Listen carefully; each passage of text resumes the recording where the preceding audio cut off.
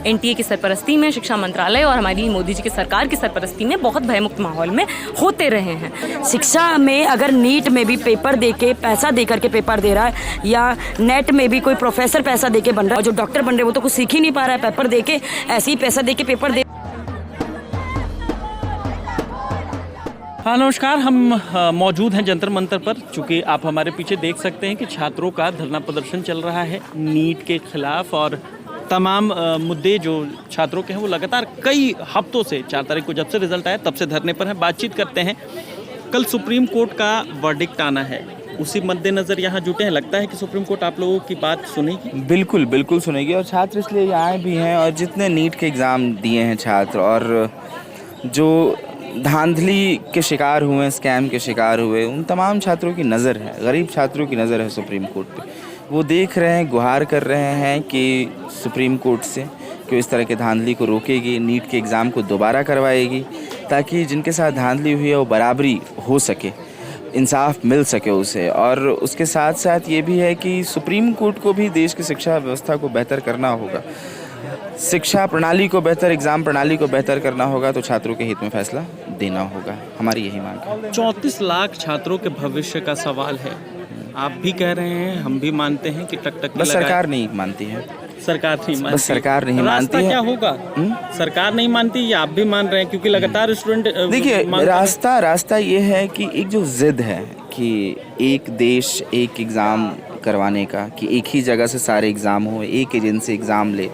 NTA बना दिया गया, एक कैबिनेट मीटिंग से बना दिया गया, कोई पार्लियामेंट में इस पर बहस विचार नहीं होती है, कैबिनेट से बन जाता है एक ऐसी संस्था, और जिसको जिम्मेदारी दी जाती है कि वो एग्ज़ाम लेगा। और उसमें कौन शामिल होते हैं? उसमें कोई आदमी, कोई भी जो उसके कर्मचारी हैं, वो शिक्षा मतलब एग्ज़ाम देकर नहीं शामिल होते। सरकार जहाँ से चाहती है उसको बैठाती है, चाहे वो प्रदीप जोशी हो, चाहे कोई और भी हो। ये तमाम लोग सरकार के बनाए हुए, सरकार के द्वारा बैठाए हुए हैं। और एक खुद सब आरएसएस के एवीपी के हैं, प्रदीप जोशी खुद एवीपी आरएसएस में रहे हैं। तो मुझे लगता है कि इस संस्था को जहाँ शुरू में ही दिक्कत है, जिसको हम बोलते हैं ना कि पेपर लीक कब होता है, जब कोई पाइप है और बीच से फट गया तो लीक हो गया या छेद हो गया। लेकिन जहाँ से पानी आ रहा है इसमें, वहीं पे ख़राबी है, वहीं पे दिक्कत है, वो एनटीए में ही दिक्कत है। तो मुझे लगता है उसी को ख़त्म करना चाहिए, उसको बंद करना चाहिए, और एग्ज़ाम पैटर्न को, एग्ज़ाम के तरीक़ों को वो सेंट्रलाइज से हटकर हमें डिसेंट्रलाइज की तरफ बढ़ना चाहिए। जैसे पहले एग्ज़ाम होते थे, हेल्थ मिनिस्ट्री एग्ज़ाम लेती थी, फिर उसके साथ अलग अलग यूनिवर्सिटीज़ अपना अपना एग्ज़ाम लेती थी, अलग अलग स्टेट एग्ज़ाम लेती थी। और ये तो कनकरेंट लिस्ट में भी आता है शिक्षा, कि जितना राज्यों का अधिकार है उतना केंद्र का अधिकार है, इसी तरह से काम होता है। लेकिन वो नहीं चाहते, वो संविधान को ही ख़त्म करना चाहते हैं। आप तमाम लोग एनटीए को ख़त्म करने की बात कर रहे हैं, सुप्रीम कोर्ट भी उन पे कोई सवाल नहीं खड़ा करता। शिक्षा मंत्री की बात करें तो वो कह रहे हैं कि एनटीए अपना काम अच्छे से कर रहा है, संरक्षण उसको दिया जा रहा है। ऐसे में आप लोग एनटीए को रद्द करने की बात कर रहे हैं, क्या लगता है? देखिए, कई लड़ाइयाँ हमने लड़ी है, और इस देश में बहुत बड़ी बड़ी सरकारें ख़त्म भी हुई हैं छात्रों के आंदोलन से, ठीक है। तो मुझे लगता है कि छात्र और सोचने समझने वाले लोग, और जो भी समझते हैं कि इस देश में समता समानता के साथ शिक्षा मिलनी चाहिए, गरीब के बच्चों को शिक्षा मिलनी चाहिए, आज पूरी तरह से एनटीए के खिलाफ खड़े हैं। और इस आंदोलन को हम और तेज़ करेंगे और आगे बढ़ाएंगे, ताकि एनटीए जैसी व्यवस्था, एनटीए जैसा संस्था जिसका कोई सर कोई पैर नहीं है, इसको ख़त्म किया जाए। ठीक है, आप जेएनयू से पीएचडी कर रहे हैं? हाँ, ठीक है।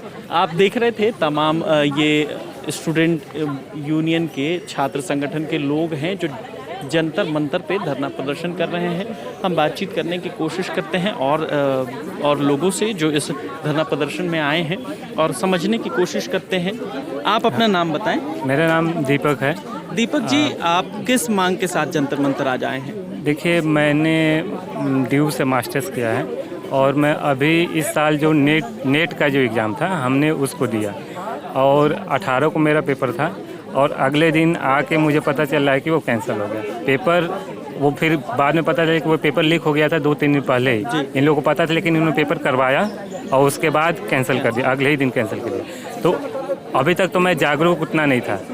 नीट का मुझे न्यूज़ पता चला था, लेकिन हमको नहीं लग रहा था कि अब रिसर्च के लेवल पे भी ये लोग आ जाएंगे और वहाँ पे भी धांधलियाँ करेंगे। इस बार का इन्होंने क्या किया था कि नेट जो केवल हमारे नेट के लिए नहीं, JRF के लिए नहीं हो रहा था, इस बार PhD में एडमिशन ही उसी के लिए हो रहा है। मैं PhD के लिए प्रिपेयर कर रहा हूँ। तो अब इन्होंने क्या, हमारी बस हम ये चाहते हैं कि जो पहले जो सेंट्रल यूनिवर्सिटी के पास अपना अधिकार होता था खुद का एडमिशन कराने का, पेपर कराने के लिए, ये जितने प्रोफेसर हैं इनकी लाखों में सैलरी होती है, आखिर ये पेपर भी नहीं कराएंगे, करेंगे क्या है दिन भर, मतलब करेंगे क्या?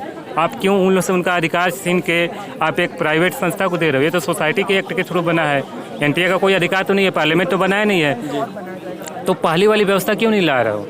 या सिर्फ ये नीट की बात नहीं है, पूरे आप देखिए पिछले 7 साल में डेटा बताता है कि 70 एग्ज़ाम इन्होंने बर्बाद किया है पूरा। अब उसमें अब नीट की जहाँ तक बात है, नीट में भी कुछ 1500 या 1700 के आसपास बच्चे हैं जिनका फिर से एग्ज़ाम हुआ है उनका, लेकिन ये मान लिया कि गलती है। हम कैसे विश्वास करें, कोई नीट UG का बच्चा है वो कैसे विश्वास करे कि हमारे साथ धोखा नहीं हुआ है?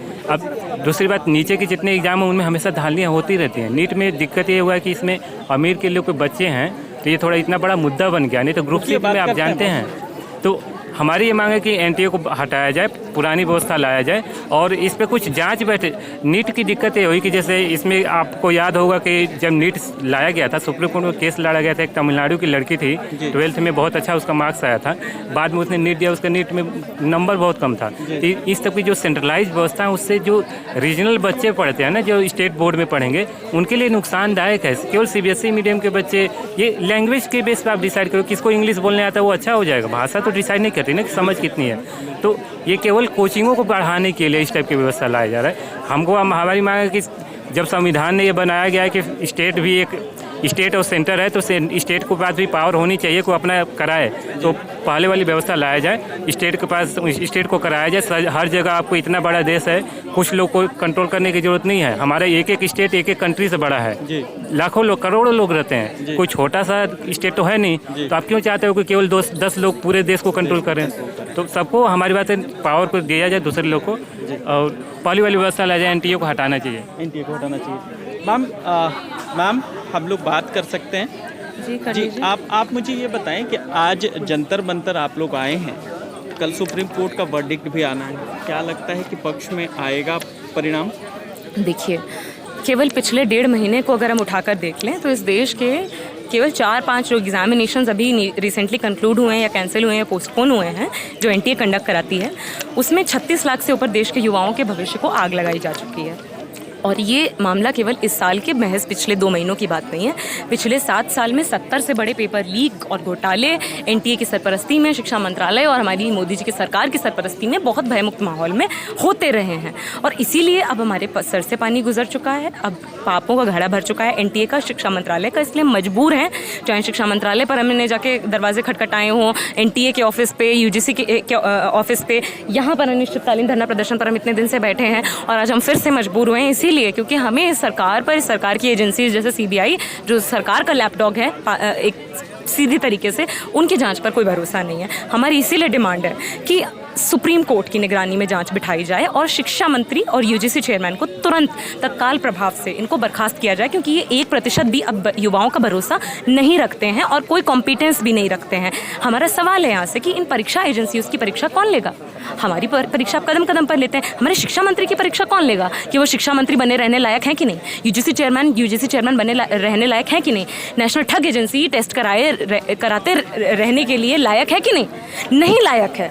आप एक स्टूडेंट अगर चीटिंग करता पाया जाता है उसको डिसबार कर देते हैं इस एग्जाम से जिंदगी भर के लिए, लेकिन टेस्टिंग एजेंसी अगर चीटिंग कराती पाई जाती है एग्जाम दर एग्जाम तो उसको कोई डिसबार नहीं करता है, उस पर कोई नकेल नहीं कसता है। क्यों? क्योंकि सरकार के लिए टेस्टिंग एजेंसी और शिक्षा मंत्रालय इस देश के युवाओं से ज्यादा सगे हो गए और हमारा भविष्य जो है उस पर लगातार माचिस लगाई जा रही है, तीली लगाई जा रही है, आग लगाया जा रहा है। हमारे भविष्य को गेंद बनाकर उसके साथ फुटबॉल खेली जा रही है और ये उनको लगता है कि वो करते रहेंगे ऐसा कन्वीनियंटली, लेकिन 4 जून को सिर्फ नीट का रिजल्ट नहीं आया था, देश के आम चुनाव का रिजल्ट भी आया था, जिसमें देश के युवाओं ने, बहुसंख्यक युवाओं ने असंतोष और सरकार को एक होश में लाने की पूरी कोशिश करते हुए पूरा दम लगाया है और अभी भी संसद से सरकार की चिंताओं से युवाओं की पीड़ाएं पूरी तरीके से नदारद है। लेकिन उनको ये बात समझनी पड़ेगी कि वो वहाँ सत्ता में इसलिए नहीं बैठे हैं क्योंकि उनका कोई राजशाही ईश्वर प्रदत्त ताकत ने उन्हें बैठाया है। देश के जो युवा हैं वो इस देश का भविष्य है। उनकी चिंताओं, दुख दर्द और वाजिब मुद्दों को और मांगों को अगर आप नहीं सुनेंगे तो देश का युवा देश बनाता भी है, देश को बदलता भी है, सत्ता भी बदलता है, व्यवस्था भी बदलता है और तब तक संघर्ष करेगा जब तक उसको न्याय नहीं मिल जाएगा। अच्छा, एक बात ये बताएं कि एनटीए पे आप लोग लगातार सवाल उठा रहे हैं कि एनटीए जब से आया है 70 पेपर लीक हो गए, लेकिन एनटीए के खिलाफ न सुप्रीम कोर्ट बोल रहा है ना ही शिक्षा मंत्री बोल रहे हैं। ऐसे में ये लड़ाई कहाँ तक चलेगी? देखिए, शिक्षा मंत्री जी तो स्वयं संलिप्त हैं। एक बात बताइए, हमारे घर में अगर आग लगी है तो क्या हमें आँच नहीं महसूस होगी? तो अगर एनटीए जो इस साल नहीं सिर्फ पिछले 7 सालों में 70 से बड़े पेपर लीक हो चुके हैं और शिक्षा मंत्रालय की नाक के नीचे हो रहे हैं, और एनटीए कोई सरकारी कॉन्स्टिट्यूशनल बॉडी नहीं है। ये लोगों को नहीं, बहुत लोगों को नहीं पता है। उन्हें पता होना चाहिए कि एनटीए किसी पार्लियामेंट के एक्ट के जरिए या किसी सरकारी कमीशन के रिकमेंडेशन पर नहीं आया। ये सोसाइटीज रजिस्ट्रेशन एक्ट 1860 के तहत आता है, एक पूरे शेडी प्रोसेस के थ्रू, जिसमें कि अभी भी इसके पास 2 दर्जन से अधिक कोई परमानेंट स्टाफ नहीं है एग्जाम कंडक्ट कराने के लिए। यानी कि केवल आउटसोर्सिंग और प्राइवेट एजेंसीज कंधे पर रखकर लाखों लाख छात्र के भविष्य और एग्जाम ये कंडक्ट कराने के लिए इनको जिम्मा दे दिया गया है। आपके पास 2 दर्जन से ऊपर परमानेंट स्टाफ नहीं है और आप इस देश के करोड़ों करोड़ युवाओं के एग्जाम, 15 से ऊपर एग्जाम, कॉम्पिटिटिव एग्जाम और फेलोशिप के एग्जाम्स कराने के लिए, जो बड़े बड़े एग्जाम्स है, उसके लिए एनटीए को जिम्मा दिया हुआ है। लेकिन पर्सनल है नहीं, स्टाफ है नहीं। तो ऐसा कैसे हो पा रहा है? क्योंकि ये जो पूरा नापाक गठजोड़ है, coaching mafia, exam scamster mafia, paper leak mafia, जो करोड़ों करोड़ रुपए लेकर उन किन लोगों से जो अमीर हैं, जिनके बच्चे करोड़ों करोड़ रुपए देकर इन एग्जाम्स को क्लियर कर सकते हैं बिना ज़रा सी भी मेहनत किए, ठीक है, केवल अपने पैसे और अपने अभिजात तबके के दम पर उनसे पैसे लेके अपनी जेबें भरकर अपने गठजोड़ को मजबूत करते हुए ये इस तरीके के घोटाले को, और ये ऐसी बात नहीं है कि केवल ये जो गठजोड़ है यही अपनी जेबें भरता है। इस गठजोड़ को जो पाल रहे हैं, टेस्टिंग एजेंसी हो चाहे शिक्षा मंत्रालय हो, सबको उनके सबके पास उनका हिस्सा पहुंचता है और इसीलिए वो लोग चुप्पी साधे हैं। वरना एक बात बताइए, इस देश की सरकार के लिए, शिक्षा मंत्रालय के लिए ठग एजेंसी और ये नापाक गठजोड़ युवाओं से ज़्यादा सगा हो गया है और हमारा भविष्य तिलांजलि देने लायक इतना मजाक का मुद्दा बन गया है। ये इसीलिए बना हुआ है क्योंकि उनके पास उन्हें बचाए रखने के लिए उनके पास उनकी जेबें भरी हुई हैं। हम इस देश के शिक्षा मंत्री को, मंत्रालय को, सरकार को ये बता देना चाहते हैं, जेबें आपकी उन्होंने भरी होंगी, लेकिन उन्होंने जो जेबें भरी हैं उस धन दौलत, उस संसाधन को पैदा करने वाला इस देश का बहुसंख्यक आबादी, इस देश का बहुसंख्यक ही युवा है और वो हिसाब मांगेगा आपसे। आप हिसाब नहीं देंगे तो आपको वहाँ से हटाया जाएगा। आप नहीं मानेंगे तो जनता अपने दम पर हटाएगी, लेकिन न्याय लेकर ही मानेगी। आप डीयू में हैं या जेएनयू? जी, मैं दिल्ली विश्वविद्यालय की छात्रा हूँ। मेरा नाम मुदिता है, मैं क्रांतिकारी युवा संगठन से हूँ। ठीक है, आप डीयू से हैं या? डीयू से हैं। अच्छा, आप अपना नाम बताएं। ज्योति नाम है मेरा। ज्योति, आप तमाम लोग यहाँ जंतर मंतर पे मौजूद हैं, क्या लगता है कि आपकी मांगे सुनी जाएंगी? देखिए, अब कल का इंतज़ार है। सुप्रीम कोर्ट जिस तरीके से कुछ फैसला सामने लाते हैं तो उसके बाद अगर लगता है कि हमारे पक्ष में अगर नहीं है तो हम ये आंदोलन जन जन तक पहुंचाएंगे। जहां जहां छात्रों की संख्या है, गांव देहातों में, इलाकों में, दिल्ली के अलग अलग कस्बों में, बस्तियों में, क्योंकि ये बहुत इम्पॉर्टेंट मुद्दा है। क्योंकि अगर शिक्षा ही लगातार, पहले से भी शिक्षा कुछ चंद लोगों के हाथों में सुकोड़ दी गई थी। अगर ये वैसे एक डाटा है, सरकारी डाटा, उससे भी बहुत जाहिर होता है कि 100% युवा में से 27% युवा है जो हायर एजुकेशन में पहुंच रहा है। उसमें से 3%, 27 में से 3% महिलाएं हैं जो हायर एजुकेशन तक पहुंच रही है। यानी कि हमारे देश को शर्म से डूब जाना चाहिए। हमारे देश की जो शिक्षा मंत्री है उनको भी डूब जाना चाहिए कि हमारे देश अभी तक 70-75 वर्ष आज़ादी के अमृत महोत्सव मनाने के लिए बड़े बड़े फ्लैग्स लगाते हैं, बड़े बड़े प्रोग्राम करते हैं, लेकिन अभी तक 50% भी युवा हायर एजुकेशन में नहीं पहुँच रहा है। तो ये एक बहुत बड़ा रेशियो दिखाता है। और जो युवा पहुंच रहे हैं उनके साथ क्या हो रहा है? उनके साथ स्कैम होता है, उनके साथ धोखा होता है, उनको उनके भविष्यों के साथ खिलवाड़ किया जाता है और वो लगातार हम होने नहीं देंगे। हम बहुत जागरूक छात्र हैं जो जितनी भी शिक्षा है उसको बचाना चाहते हैं और इस शिक्षा में एक सही दिशा देना चाहते हैं कि शिक्षा को वंचित नहीं होना चाहिए किसी छात्र से और शिक्षा को बेचना नहीं चाहिए। क्योंकि शिक्षा सबको बराबर अगर रखा जाएगा, दोहरी शिक्षा नीति हमारे देश में मौजूद है, एक तरफ प्राइवेट स्कूल, एक तरफ सरकारी स्कूल। प्राइवेट स्कूल में जाने वाले छात्र वो छात्र होते हैं जो पहले से ही अच्छे परिवारों से आने वाले, जिनके पास सारे सुख संसाधन होते हैं, घरों में एसी होता है, लैपटॉप होता है, वाईफाई होता है, घर में काम करने वाले कोई कामगार आती हैं जिनसे उनको कोई काम नहीं करना पड़ता है, और अपने कॉलेज या स्कूल जाने के लिए एक अच्छी कार होती है जिसमें कोई दिक्कत ही नहीं होती। और एक तरफ एक प्राइवेट स्कूल से दूसरा अगर उल्टा देखा जाए, सरकारी स्कूल का छात्र जो अपने घर में माँ के साथ काम भी करवाता है, टैंकर पे 4-4 लाइन घंटों में पानी में लगा देता है, क्योंकि हमारे देश में दिल्ली जैसी राजधानी में पानी की भी समस्या एक बहुत बड़ी है, उसके कारण बच्चे नहीं पढ़ पाते हैं, 4-4 घंटा 5-5 घंटा पानी में लगे हुए हैं, इतना बोरा भरा माल बनाते हैं छोटा छोटा कंपनियों से लेके, जिसका पूरे दिन 8 घंटा 9 घंटा काम करने का 70 रुपये मिलता है महज। उन छात्रों से अगर पूछा जाए उनकी शिक्षा कहाँ है, वो क्या चाहते हैं, उनका सपना क्या है, उनका लक्ष्य क्या है, उनसे उनके सपने भी उतने नहीं बन पाते कि वो टीचर बनना चाहते हैं, डॉक्टर बनना चाहते हैं। सपने किनके तैयार हो रहे हैं, जिनको पहले से सुविधाएं मिल रही है, सपने उनके सब मर जाते हैं, कुचल जाते हैं, जो 12वीं के बाद कभी सपना ही नहीं देख पाते कि उनको बीए में दाखिला मिलेगा, क्योंकि सीटों की बहुत कटौती है। एनटीए जब भी नई शिक्षा नीति 2020 जो आई, उन्होंने सीटों की इतनी कटौती करी, शिक्षा को बेचने के लिए एक प्रावधान लागू किया कि शिक्षा को निजीकरण कर दिया, कि जो चंद 2% बच्चे जो सरकारी स्कूल से हायर एजुकेशन में पहुंच पाते थे, सरकारी कॉलेजेस में, उनका भी रास्ता बंद कर दिया। यानी कि शिक्षा में बस वही बच्चे जा पा रहे हैं जो प्राइवेट स्कूल से पढ़ के आगे पहुंच पा रहे हैं। यानी कि ये एक बहुत बड़ा हमें एक चरित्र दिखाई देता है, और ये हमें सबको समझना पड़ेगा। शिक्षा में अगर नीट में भी पेपर दे के पैसा दे करके पेपर दे रहा है, या नेट में भी कोई प्रोफेसर पैसा दे के बन रहा है, यानी कि हमारे देश के जो प्रोफेसर बन रहे वो भी अच्छा नहीं पढ़ा पाएंगे, और जो डॉक्टर बन रहे वो तो कुछ सीख ही नहीं पा रहा है, पेपर दे के ऐसे ही पैसा दे के पेपर दे रहा है, यानी कि उसको कोई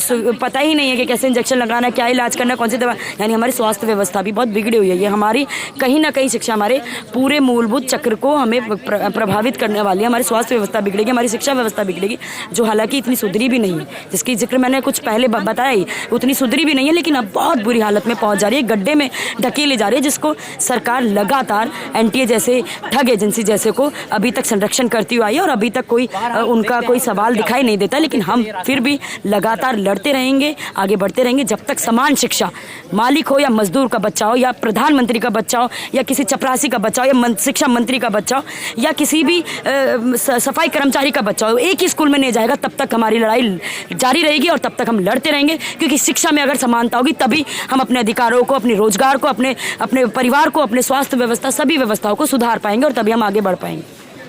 ये हमारे साथ तमाम लोग थे जो ये बता रहे थे कि शिक्षा का अधिकार जो है वो सबके पास बराबर का होना चाहिए, और ये तमाम लोग कह रहे थे कि शिक्षा को एनटीए के द्वारा या वर्तमान के शिक्षा विभाग के द्वारा बाजार बनाने की कोशिश की जा रही है। लेकिन ये हम सबको याद रखना होगा कि जो देश है, देश के संविधान के साथ खिलवाड़ नहीं किया जा सकता, क्योंकि शिक्षा का अधिकार मूलभूत अधिकार है, और ये संविधान में वर्णित है कि शिक्षा का अधिकार सबके लिए समान होगा।